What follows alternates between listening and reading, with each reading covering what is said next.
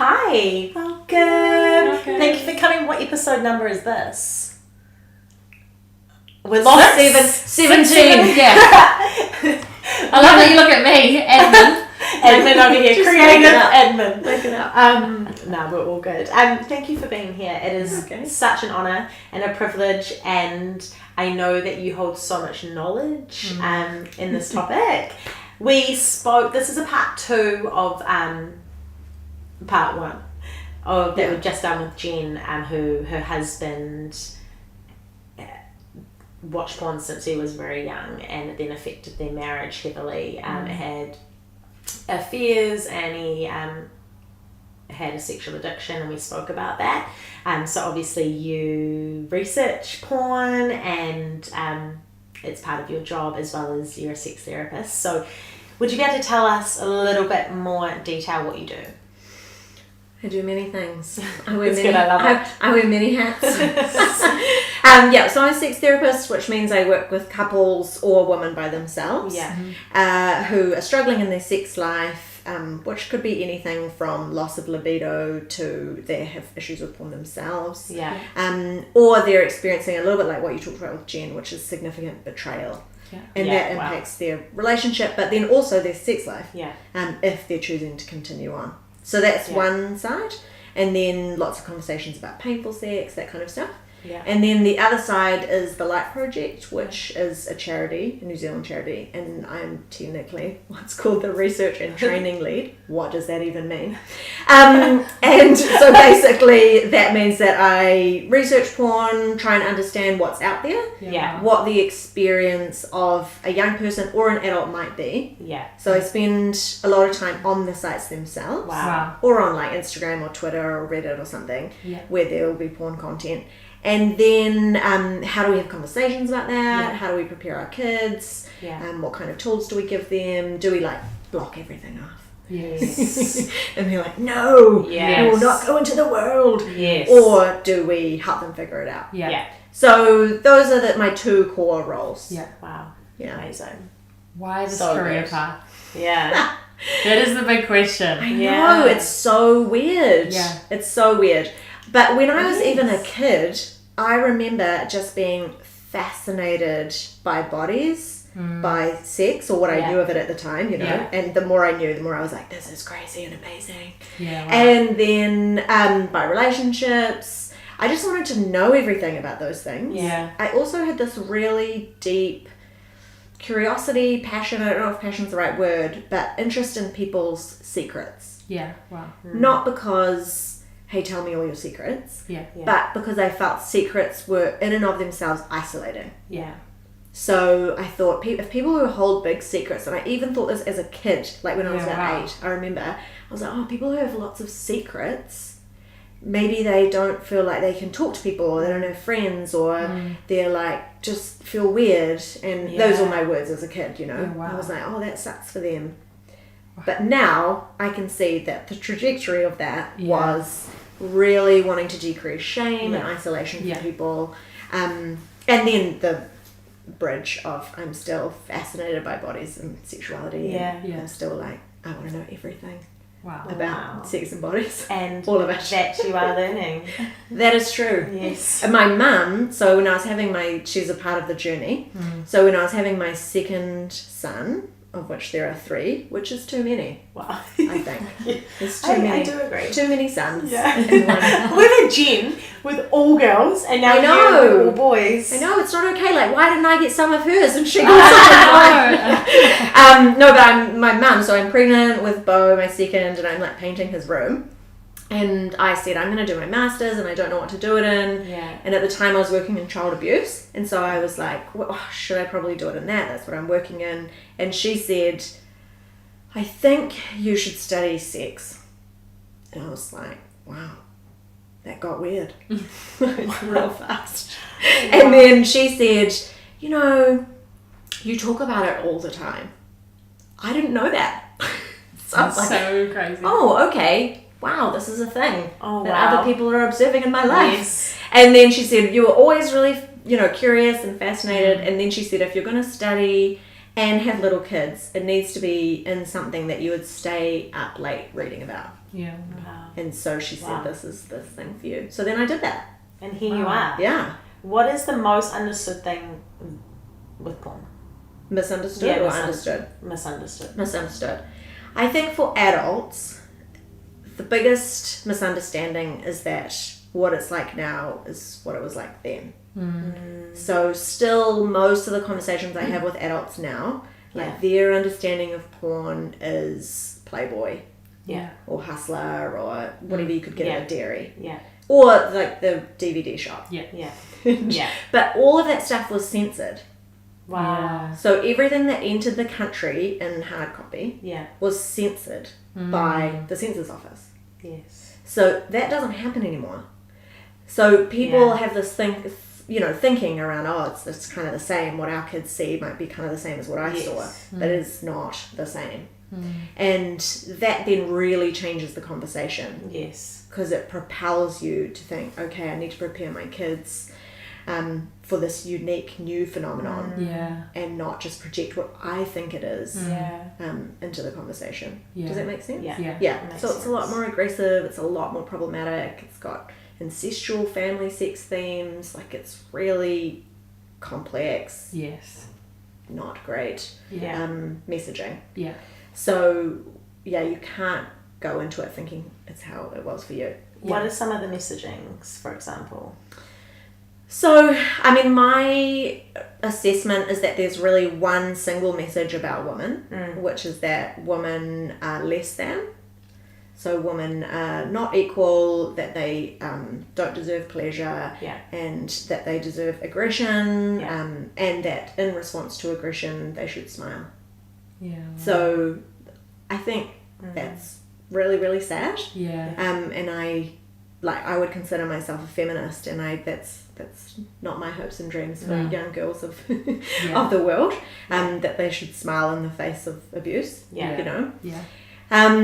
Yeah. Risky sex. There's a lot of racism in porn. You know, we're having a lot of conversations at the moment, 2020, about racism, and we've got this growing intolerance of racism, which I think is really great. Yeah, Yes. amazing. But we don't have that conversation about how we spend our evenings viewing.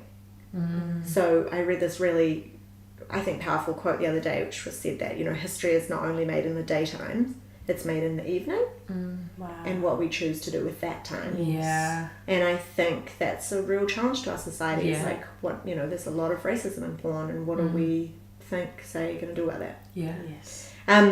There's That's more, good. but Yeah. those are some That's examples. amazing. How do you think porn affects our relationships and marriages? I think there's no way of denying that porn has an influence. Yeah. Because just like anything we see in media, it shapes what we think of ourselves, Yes. what we think of others, and what we think should be the way. Yeah. Yeah. You know, and so we see a lot of like James Bond vibes, which is, I must be like really loving sex, even if it's super fast, my body should just be so into it. Even if Yes. there's no foreplay, I should just have such a good time. Yes. Which is just completely unrealistic and Yeah. problematic. So we're learning things from all types of Yeah. media, and what we learn from porn, is that sex is largely for men, Yeah. that women aren't really deserving of pleasure, and that we should be theatrical. Lots of loud noises, Yes. lots of wild positions. Yeah. Yeah. That we should be up for it any time, Yes. that we should be really up for experimenting with anything, and that if we're not up for everything all the time, then something is wrong with us, Yes. as opposed to, actually, no, that's just not something I'm into. So there's a lot of shame for women, Yeah. particularly, around them not meeting expectations. Yeah. Yeah, not doing what they think their partner wants of Yeah. them. Wow. Yeah. And then there's the betrayal side, Yes. Yes. which is really significant for a lot of my clients, Yeah. that porn use, when done in secret, and affairs, and on what's it called? Now I'm having a mind blank. On a camming site, or on a dating platform, or sexting, all that kind of stuff. All of that, when done in secret, is an incredible wound Yeah.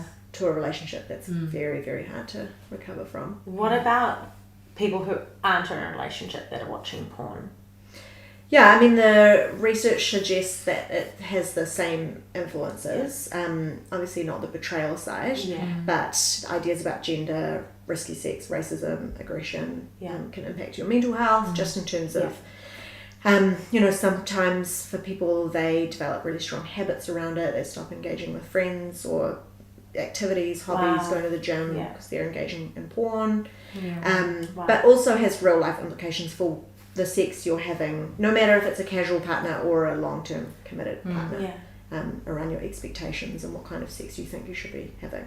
Or maybe even the relationships to come from what you're feeding into now.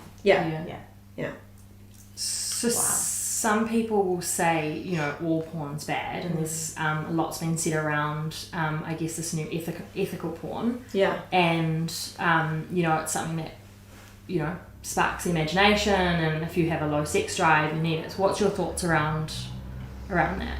Yeah. I mean, of course it sparks your sex drive. Of course it sparks imagination and gets you turned on. I mean, that's the premise of the industry. Yes. So absolutely. In the same way that it can spark your imagination about different positions, it can spark your imagination about aggression. Yeah. So it's the same thing. Yeah. I guess in my idealistic dream therapy world, I like the idea of people's relationships, I guess, being organic to them. Yes. And that what their desires are and interests are, what their sexual script is, just as their partnership, is about them. Yeah.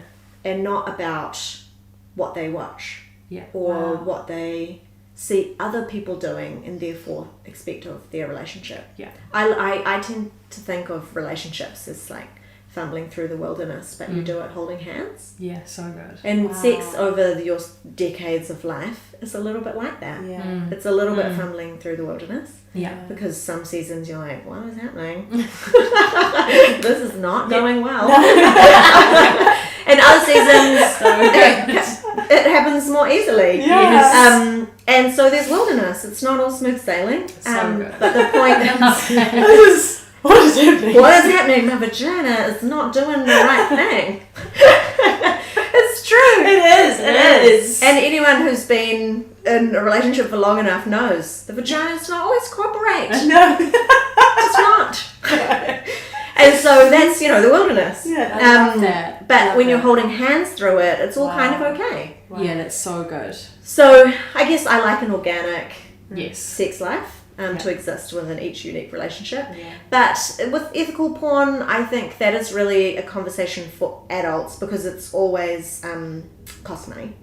So our young people are not engaging in ethical porn. Yes. So that's really important for parents to get their head around because Yeah. I think there's still this argument around we could just direct them to ethical porn. But the very premise of it being ethical is that they pay people better. Yeah. So you have to pay for the content. Yes. So it's not something that our young people will engage with. Yes. For adults who are choosing, I think, everybody makes their own choices and absolutely that's, freedom and you're entitled to do whatever you want. Just because something is ethical in title doesn't mean the behaviours are different. Yeah.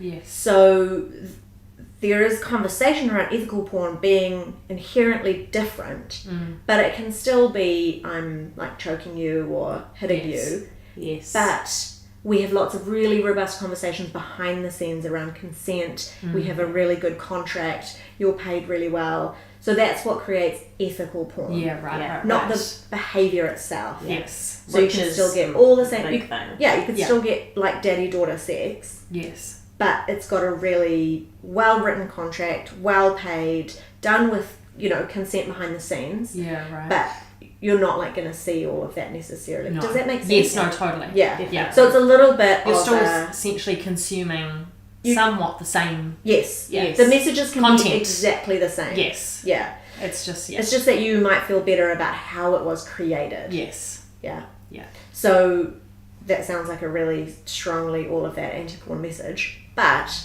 there's not enough conversation at the moment about the impacts that I think we have to talk about it. Yeah. I'm like, these are the real life impacts. Yes. And unless we, in relationships, but also as parents and caregivers, get our head around that, we don't know what conversation to have.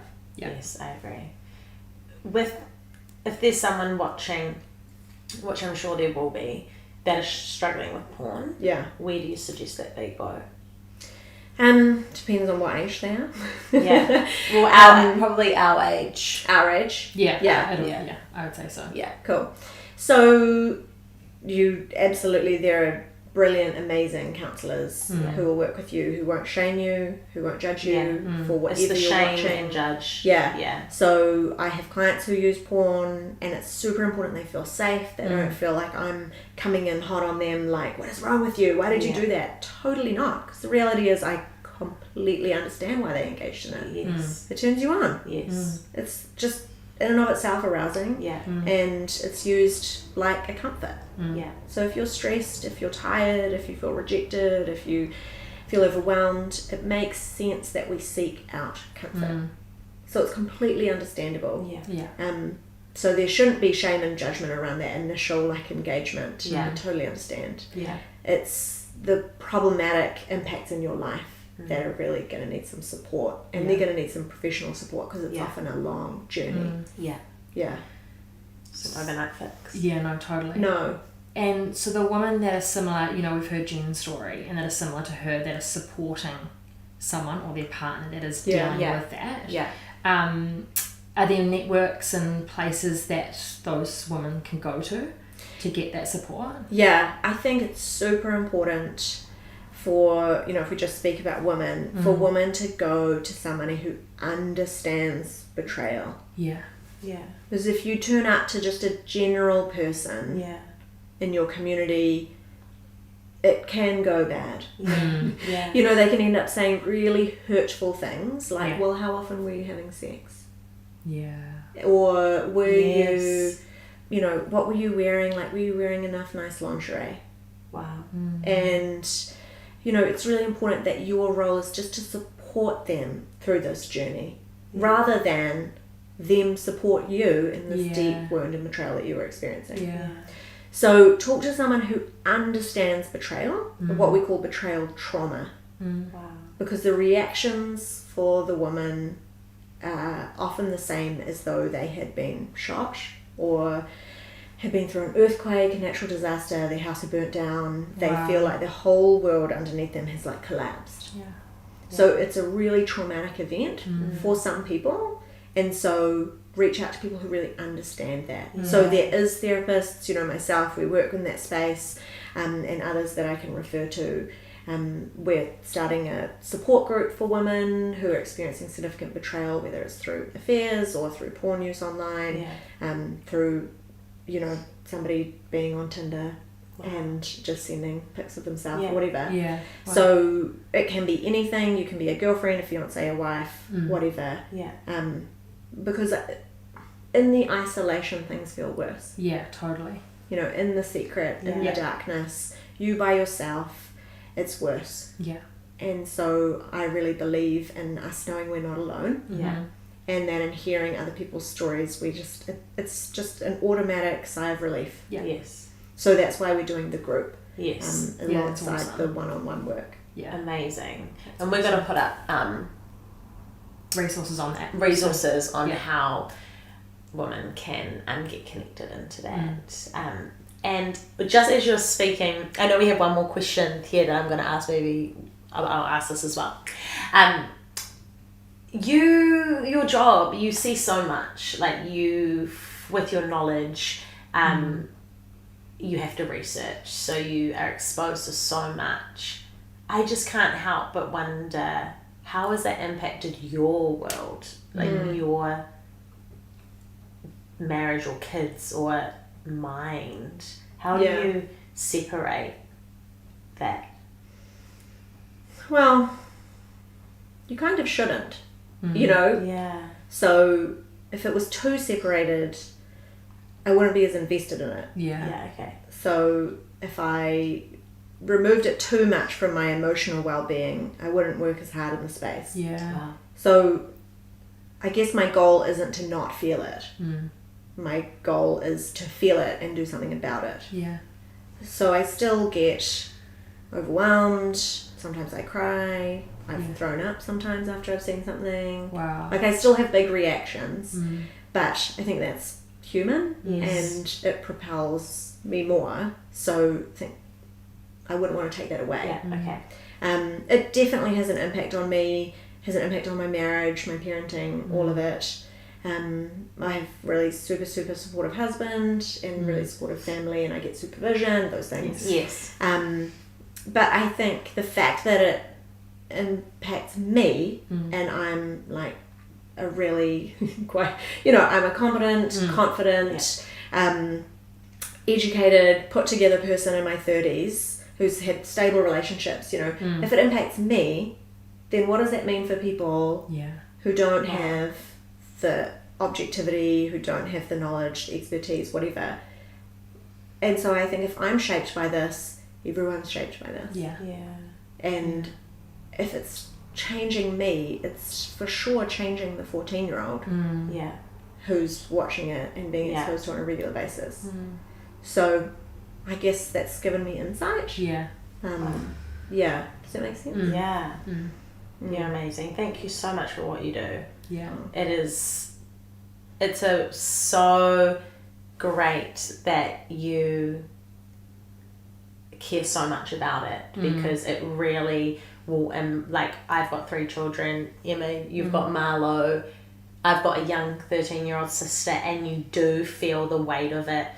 I mean, we're even discussing in my marriage now about YouTube and all of those things, and we're so concerned about them seeing scary things, but yet there's also so much more out there than just scary things. There's like porn and all of those elements, and so as a parent it can feel really overwhelming coming into this new generation with social media, and that's why we want to flood the platform with conversations like this, and that's why we're so passionate about Human As. So we're so grateful to have you here, and all your expertise and wisdom and realness, and understanding that it's a hard space to be in, and porn is real and people are real and there's no judgment there, and I think that's important for people to know, be on that empathy level there as well, is really cool. Yeah. Amazing. So good. Thank you. You can go to a lot of different spaces. Yes, with the you subject. can. You need like a part 3, 4. But, okay, why don't we do a 5, 6, 7, 10-part series?